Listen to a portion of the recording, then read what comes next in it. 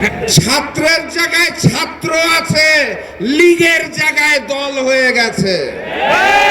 যুবর জায়গায় যুব ঠিকই আছে, লীগের জায়গায় দল হয়ে গেছে। এ পর্যায়ে বক্তব্য রাখবেন জাতীয় গণতান্ত্রিক পার্টি জাগোপাল সহসভাপতি ও মুখপাত্র ইঞ্জিনিয়ার রাশেদ প্রধান।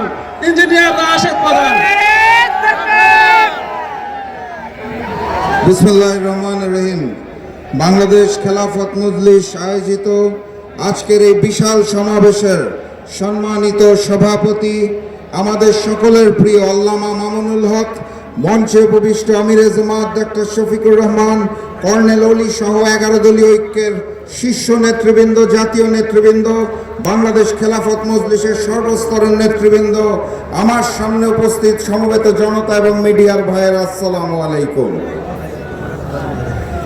শিলংয়ের বিলাসবহুল রিসর্টে দীর্ঘদিন বসবাস করে জুলাই গণঅভ্যুত্থান পরবর্তী বাংলাদেশে এসে যিনি স্বরাষ্ট্রমন্ত্রী হয়েছেন, তিনি সংসদে এবং সংসদের বাইরে থেকে বারবার অনুরোধ করছেন, ঘোষণা দিচ্ছেন বাংলাদেশে নাকি মব সংস্কৃতি চলবে না। দুঃখের বিষয়, তার নিজের দলের নেতাকর্মীরাই তার কথা শুনেন না।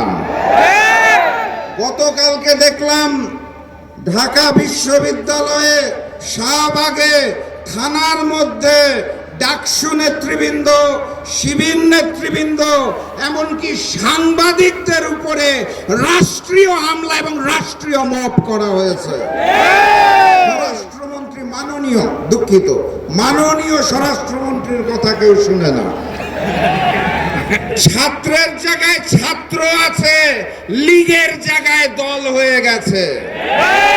যুবর জায়গায় যুব ঠিকই আছে, লীগের জায়গায় দল হয়ে গেছে। এই গুপ্ত গুপ্ত গুপ্ত শব্দ বলে বাংলাদেশের জাতিকে দ্বিধা বিভক্ত করলো কে? আমি জানতে চাই, কে সেই ব্যক্তি যিনি গুপ্ত গুপ্ত বলে আমাদের মধ্যেই দ্বিধা ছড়িয়ে দিল? পূর্ববর্তী জালেম ওই রাজাকার ন্যারেটিভ সৃষ্টি করে এখন কিন্তু ভারতে পালিয়ে গেছে। এই গুপ্ত ন্যারেটিভ সৃষ্টি করে রক্ষা পাওয়া যাবে না। কথাবার্তা পরিষ্কার, গণভোটের জনরায়ের আলোকে জুলাই সনদ বাস্তবায়ন করতে হবে। সংসদে নেতৃবৃন্দ কথা বলছেন আমাদের পক্ষে, 11 দলের, আমরা আছি রাজপথে, ঠিক তো নাকি? যদি না হয় সংসদে, সমাধান হবে রাজপথে। প্রস্তুত আছেন? নতুন যুদ্ধ হবে, নতুন বিজয় হবে। নারায়ে তাকবীর, নারায়ে তাকবীর। দেখা হবে রাজপথে, স্লোগানে, মিছিলে, সংগ্রামে নতুন বিজয়। বিজয়ের পথে যাত্রা শুরু, জীবন অথবা মৃত্যু। আসসালামু আলাইকুম।